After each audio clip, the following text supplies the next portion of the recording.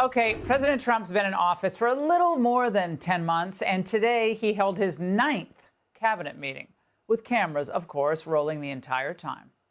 You talk about being open and transparent. This has to be the most transparent administration in history.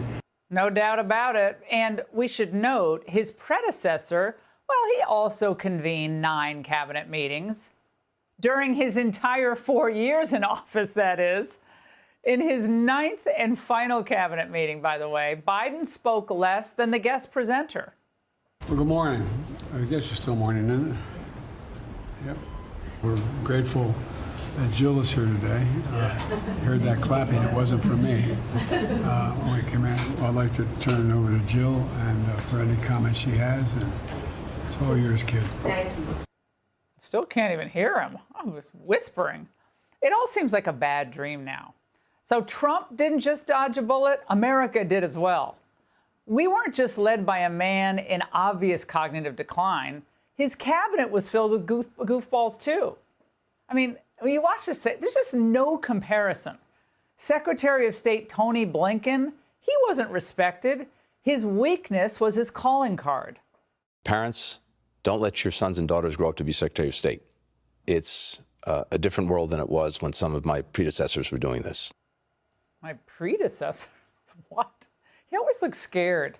But today we have a real Secretary of State who speaks with authority and understands peace through strength. And also that we need to stay strong to remain free. Otherwise, we'll get run over by China.